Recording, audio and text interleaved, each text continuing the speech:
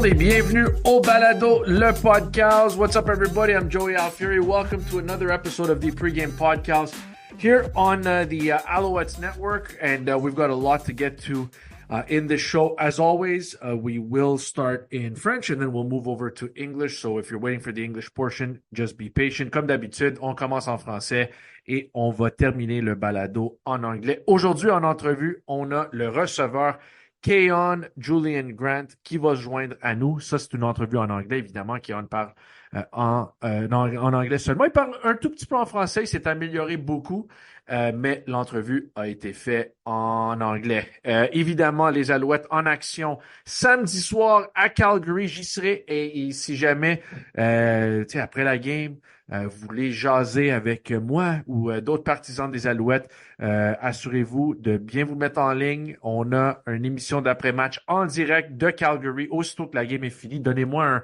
un bon 5, 6, 7 minutes pour tout mettre en ordre et pour faire le setup de ma caméra. Mais on va avoir un autre après-match comme on fait après chaque rencontre des Alouettes à domicile ou à l'extérieur. On a toujours un après-match. Vous pouvez l'écouter en direct sur Facebook, sur Twitter, je pense qu'on est rendu même sur Instagram en ce moment. Facebook, Twitter, Instagram, puis YouTube. Exact, YouTube aussi. Donc, soyez à l'écoute après la rencontre de samedi soir. Donc, samedi soir, 19h, heure de l'Est, heure rocheuse. Pour nous autres, ça va être 5h, heure Calgary. Donc, c'est bon. Tu sais, on a eu une couple de matchs dans l'Ouest cette saison, comme à Edmonton, comme à Winnipeg, ou je pense à Winnipeg, parce qu'on est 2 heures à l'avance ici dans l'Est.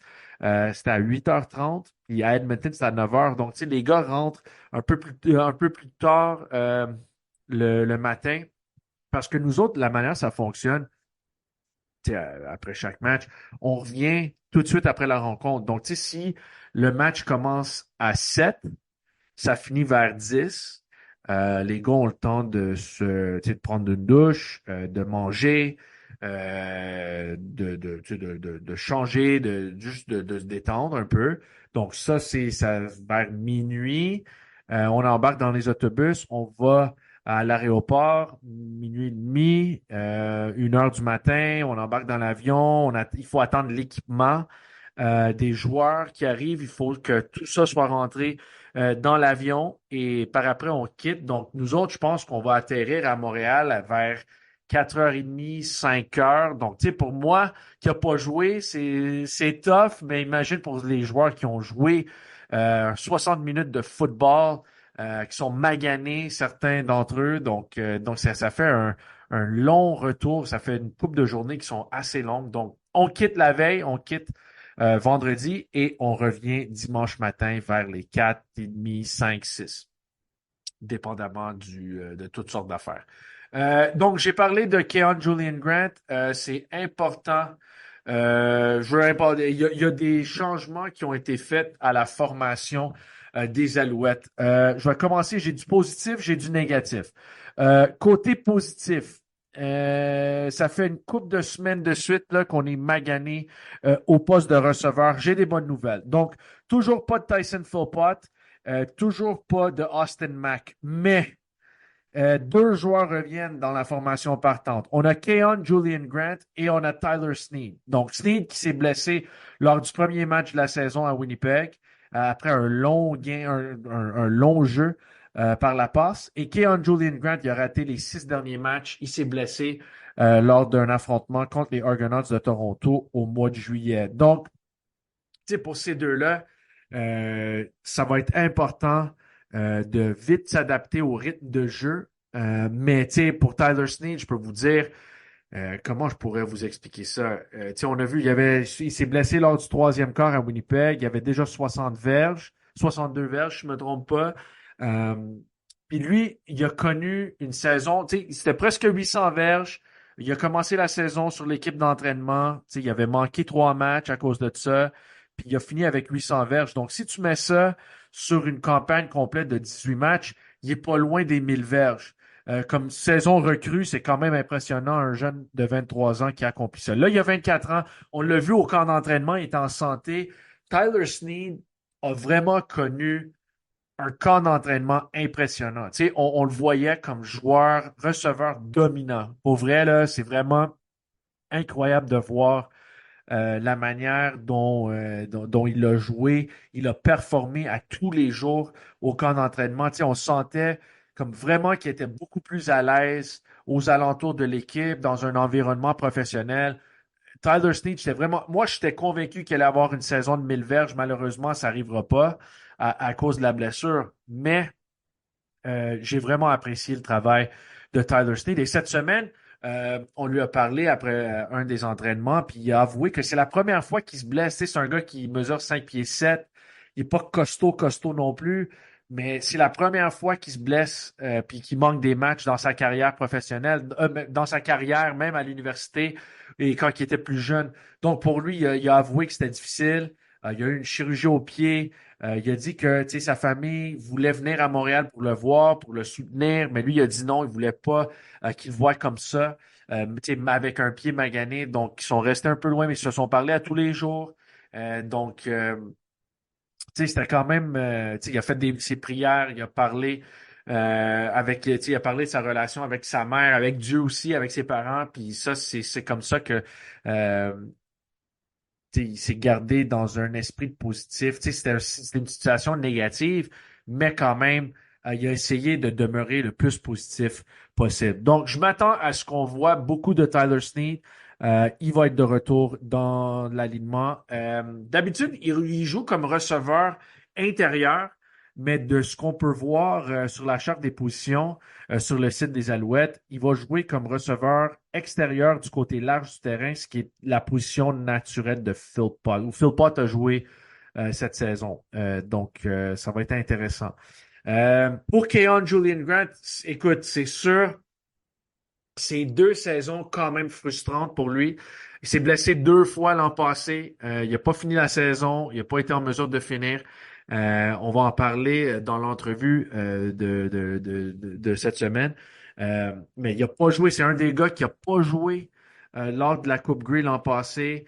Puis malheureusement, la Coupe Grey, quand tu joues pas dans le match, tu sais, tu peux ne pas avoir joué toute l'année. Mais quand tu joues pas le match de la Coupe Grey et que ton équipe gagne, malheureusement, ton nom n'est pas inscrit sur la Coupe. Donc, tu sais, c'est sûr que Kaion veut revenir en force. Et ça, tu sais, le monde oublie. Mais l'an passé, il s'est fracturé une main contre Calgary. Ça, c'était fin juillet, si je ne me trompe pas, 2023.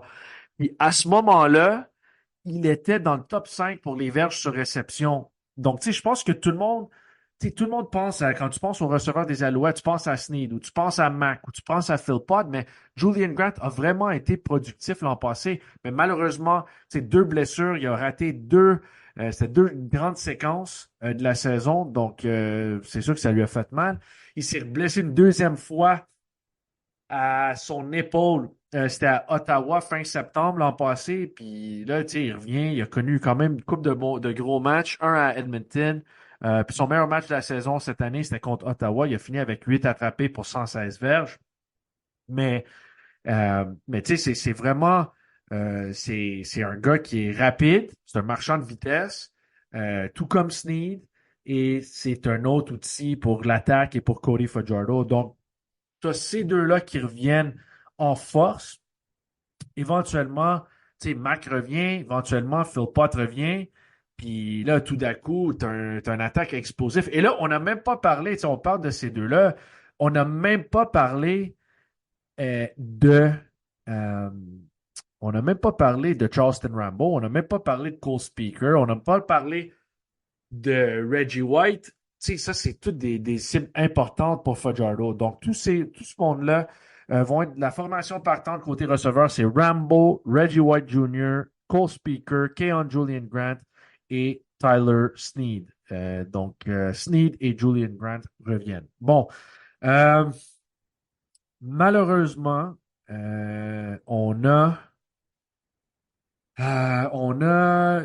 un gros changement, mais il y a une coupe de changements, mais on a un gros changement dans la tertiaire. Et c'est Marc-Antoine Dequoy qui n'a pas été en mesure de pratiquer toute la semaine. Il ne sera pas de la formation contre Calgary. Il ne sera pas de la formation à Calgary. Marc-Antoine qui a une blessure à la tête. Il a été en mesure de finir le match, mais là, ça va être une autre opportunité pour un jeune, une recrue. Donc, de quoi sort? Et c'est Arthur Hamlin, jeune Canadien qui vient d'Ottawa. Il a joué son football collégial à Colgate University c'est un bon joueur polyvalent. Il a été un troisième choix des Alouettes cette année au repêchage. Et lui, il se sent très à l'aise. Niveau collégial, il a joué en tant que maraudeur. Il a pratiqué cette saison en tant que maraudeur et de secondeur extérieur du côté large du terrain. Tu sais, c'est vraiment un joueur polyvalent, comme j'ai mentionné. C'est un joueur, je sais, j'étais dans la salle de réunion du repêchage. Je sais qu'ils étaient vraiment excités. Les dépisteurs ont été vraiment contents d'avoir Hamlin au troisième tour. Je pensais pas qu'il allait être là nécessairement. Donc, le fait qu'il soit là, le fait qu'il y ait une opportunité tu sais, il a quand même contribué. Il a manqué les 6 premiers matchs à cause d'une blessure, mais il a joué les 6 dernières rencontres. Puis, il a été en mesure de réussir 4 plaqués sur les unités spéciales. Donc, tu sais, c'est quand même un joueur important sur les unités spéciales. Et là, il y aura l'opportunité de se faire valoir en tant que maraudeur partant dans la défensive de Northrop et des Alouettes. Tu sais, la pratique a été intéressante. Tu sais, j'ai pas ressenti qu'il y avait du négatif, tu sais, après une défaite, mais on a travaillé sur les bonnes choses. Tu sais, la semaine passée, une des choses qui était vraiment frustrante à regarder pour moi, c'était 2 faux filades du cas, mais un avec un centre arrière sur la première séquence de BC. Ils ont marqué sur une faux filade du corps avec David Mackey, un long touché au sol. Et même chose avec Nathan Rourke. Tu sais, on pensait avoir freiné Nathan Rourke puis l'attaque des Lions sur une faux filade du corps. Troisième essai et moins d'une verge. Puis on le met pas au sol. Il va vers l'extérieur, côté gauche, puis il marque un long touché. Donc, tu sais, tu peux pas accorder 2 longs touchés sur des faux filades du corps. Donc, tu sais, on a vraiment travaillé ça cette semaine. Je sais que plus tôt cette saison, quand les Stampeders sont venus à Montréal, ils ont réussi un gros jeu sur une faux filade du corps. Tommy Stevens, c'est un des meilleurs pour les faux filades du corps, le réserviste à Calgary. Donc, il va falloir faire attention avec ça.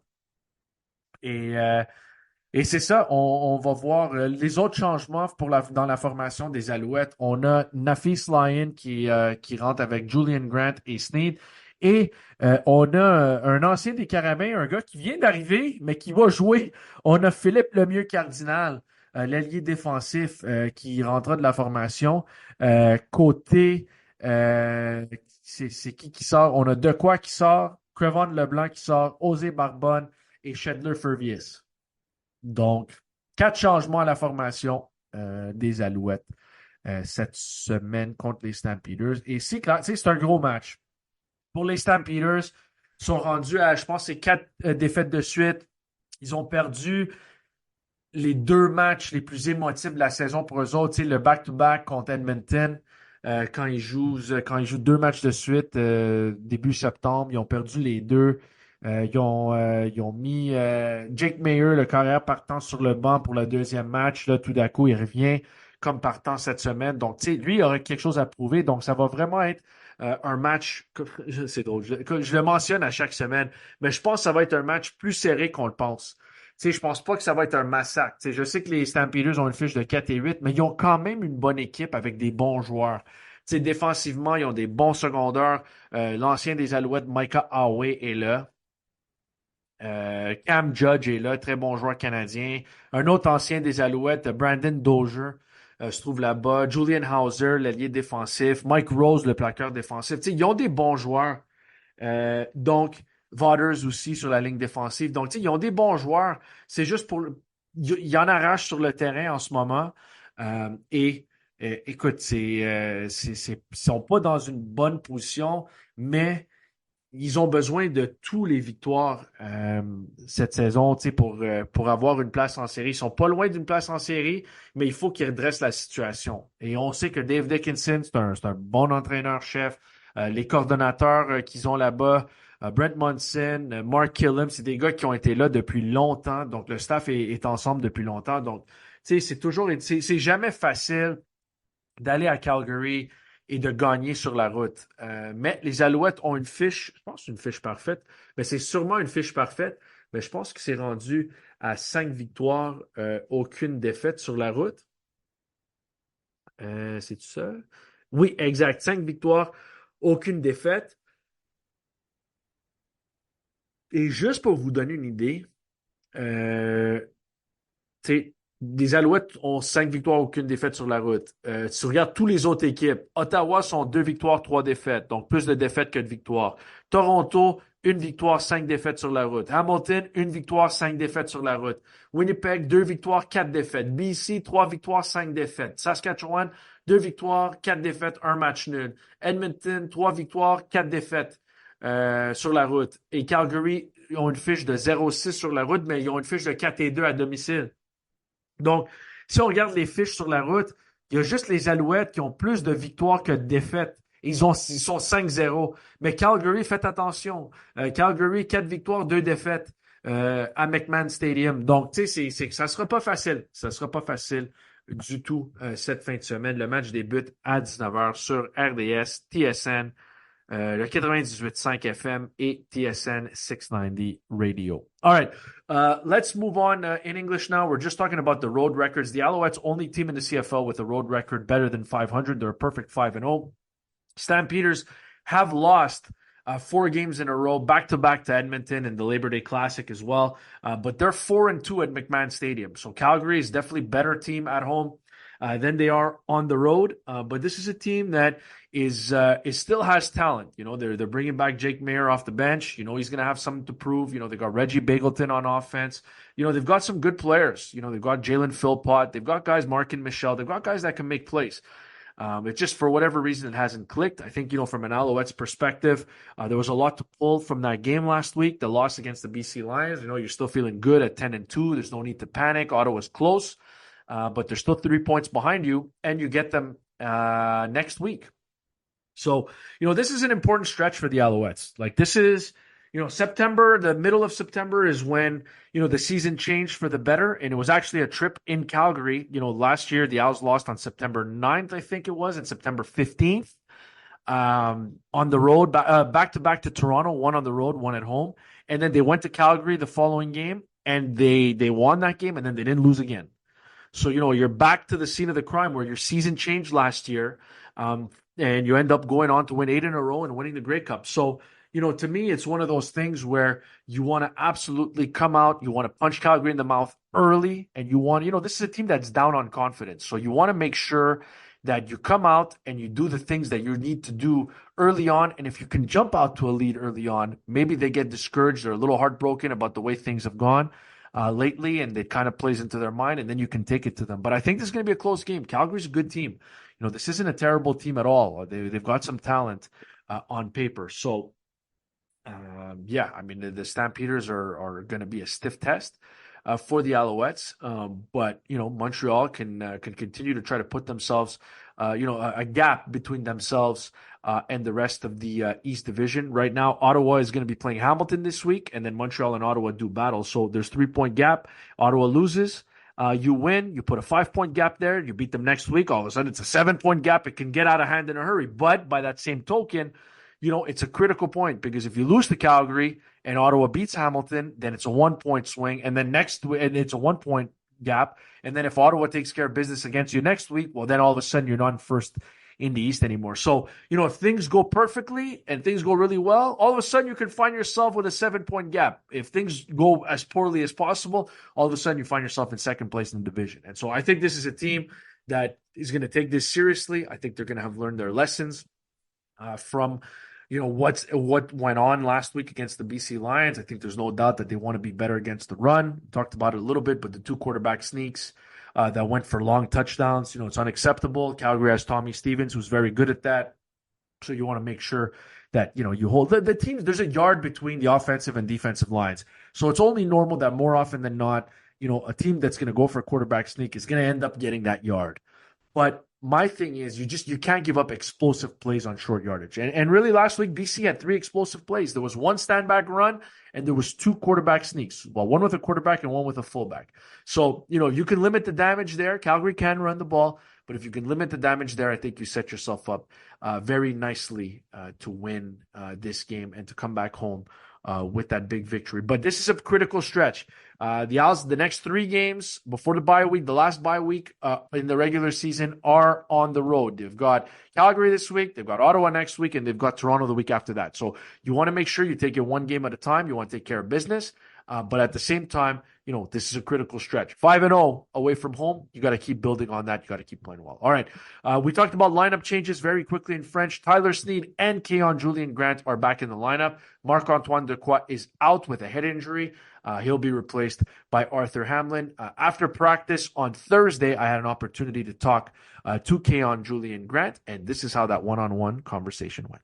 So, Kaion, you got a full week of practicing again. How does the body feel? A little sore, but getting back into the swing of things. But it feels good to be back out here with the guys. How would you describe football shape? You're always in shape, but how would you describe football shape and the process of getting back to football shape? I feel like you can never be in football shape until you're playing football, if that makes sense. You can't really prep for it. You can do your best doing sprints, hills, whatever, but it's nothing like fire drill. How would you describe the way the body feels the day after a game or the couple days after a game? Like, when do you get back to, not 100%, but when do you get back to, feeling like normal?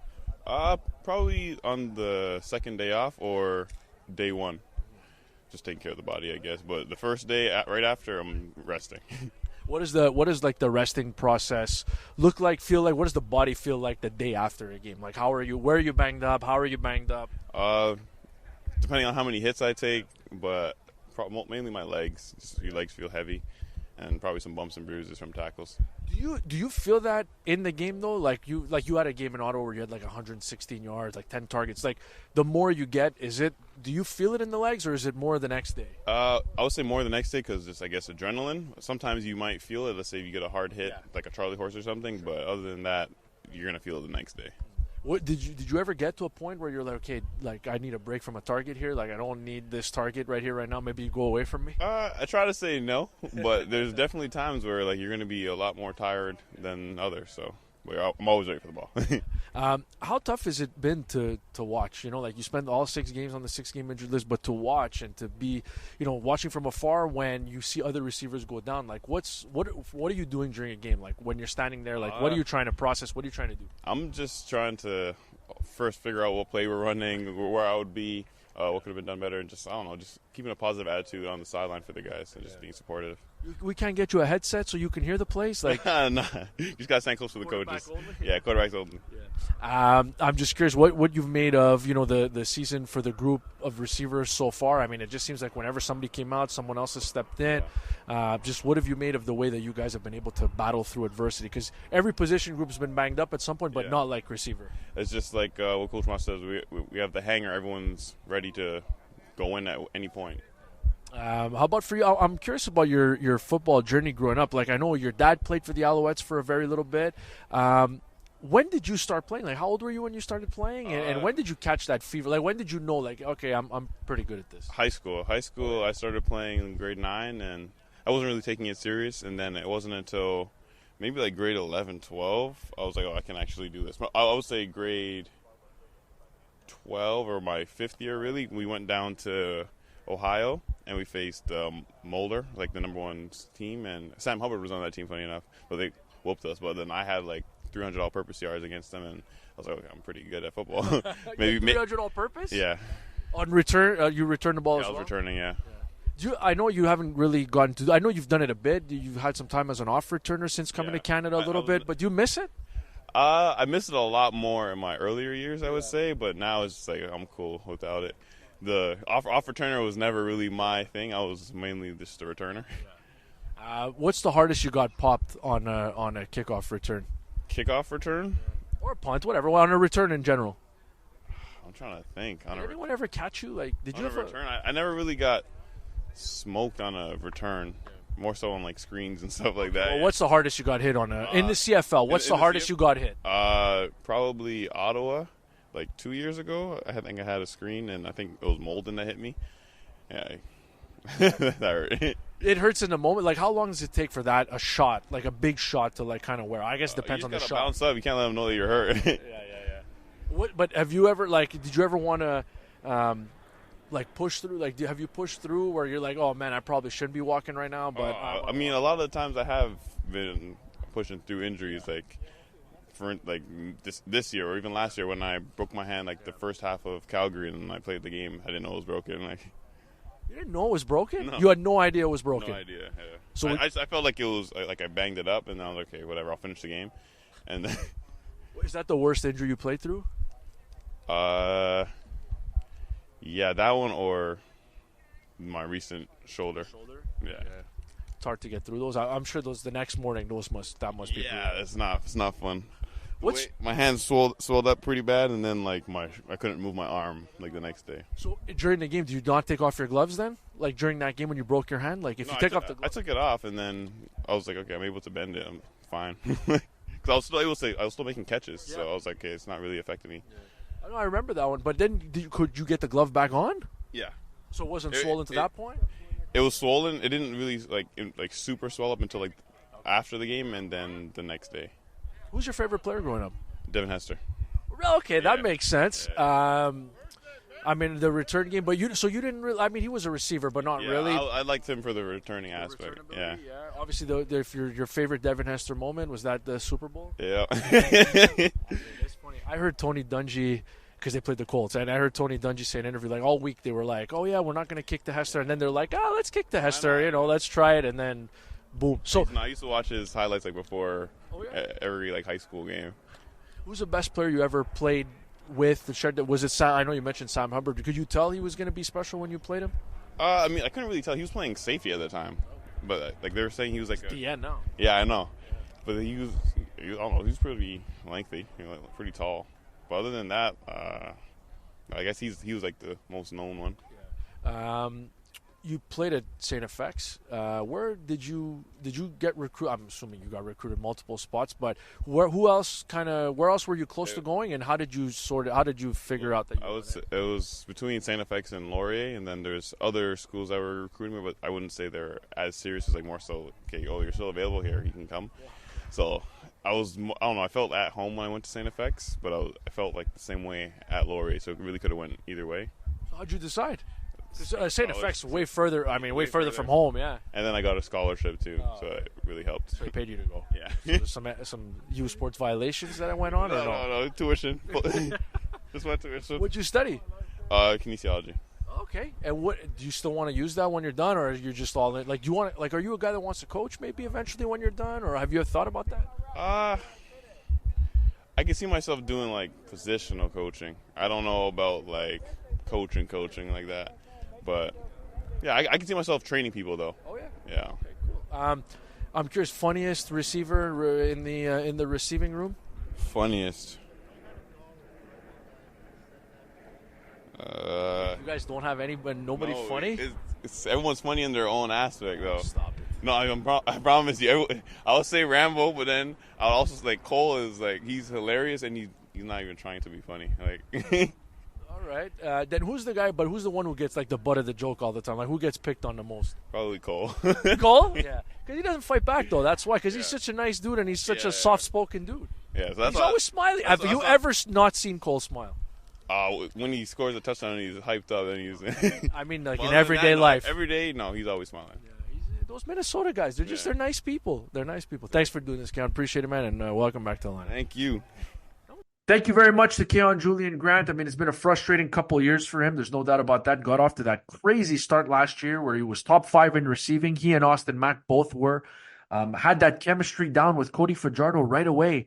And look, he suffered 3 injuries that have kept him out on the 6-game injured list over the last season and a half. So there's no doubt that now getting him healthy for this game and keeping him healthy is going to be important because I really think he could be a difference maker. Forget the fact that he's Canadian, he's a ratio changer, but a starting Canadian player who can catches the ball well, is very fast, is big in the screen game. We know the Alouettes like to throw a lot of screens.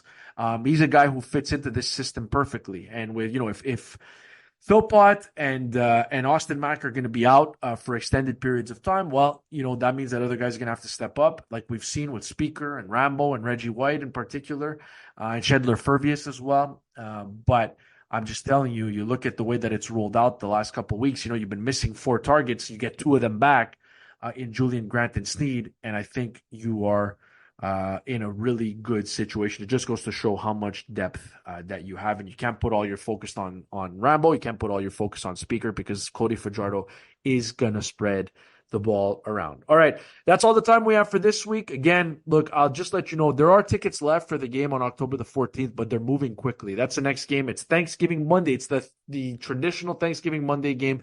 There's a good chance it's going to be a huge one. Against the Ottawa Red Blacks. This is something that, we've done every year for the last few years. It's just unfortunate that either Ottawa's been bad or Montreal's been bad, and the game has never really meant a lot in the standings. But there's a chance this year, Montreal 10-2-0 and Ottawa 8-3-1, there's a chance that it could mean a lot in the standings, and the tickets are going fast. Every day I walk by the ticket guys and girls, and they tell me, like, hey, those tickets are moving really, really quick. So if you want to be at the game on October the 14th, it's lovely Thanksgiving Monday. My family's going to be there. I hope yours will too. Or come with a friend, come with friends. But the one thing I'll say is, I know there's a lot of people that hit me up before the last home game, the day or two before, even the week before, and they asked me, hey, is there any way that you can find me some tickets? Like, I'll buy them. There's none left. When they run out of tickets, they run out of tickets. There's nothing we can do. 23,035 is capacity, and we're heading towards another huge crowd, probably another sellout again for that game on Thanksgiving Monday. So make sure, if you're listening to this, make sure you get your tickets now. Don't wait till the last minute. Don't wait to check on the weather. Just come. Usually that game is always a beautiful day on Thanksgiving Monday. So please buy your tickets now, because you might not be able to get into the building if you wait much longer. So thank you, everybody. On se retrouve la semaine prochaine. On a un gros match à Calgary cette fin de semaine. Soyez prudents, tout le monde. On se recroise dans une semaine avant le match contre le Rouge et Noir d'Ottawa. Merci et bonne fin de semaine.